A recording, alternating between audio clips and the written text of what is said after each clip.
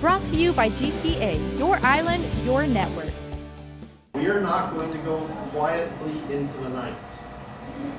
What we are doing is we are not going to let our politicians get away with this, so we are standing up and doing something. And it all starts today. Before the Rotary Club of Northern Guam, Ken Leung made his first presentation on a proposed voter initiative to roll back raises.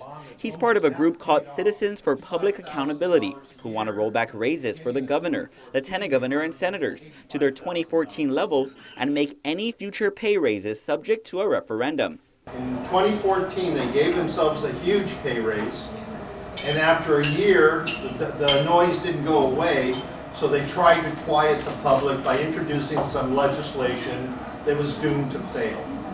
And fail it did. He says this initiative was led by the stories lawmakers told over the past 2 years, when he described as a political gamemanship at its very worst and self-interest. He says lawmakers now are ranked third among the highest paid senators in the United States, after California and Pennsylvania. California, they have a budget of $113 billion. Guam has a budget of $800 million.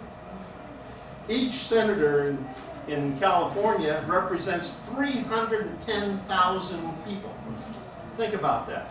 Each senator in California represents twice the population of Guam.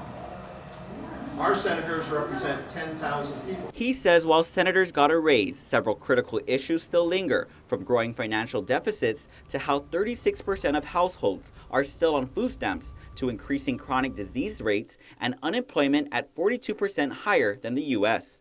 They're not addressing these things.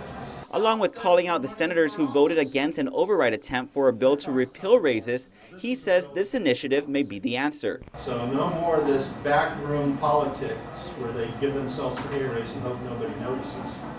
They'll have to go before the public. Leung adds while the proposed salary increase was aimed at attracting better quality candidates, many people he has approached and asked to run for senator say they don't have the time. So that's why we are proposing a part-time legislature.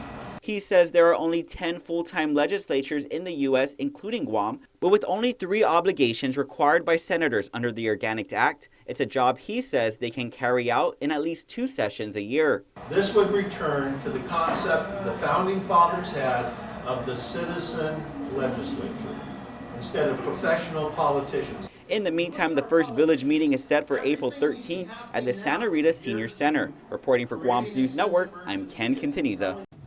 Brought to you by GTA, your island, your network.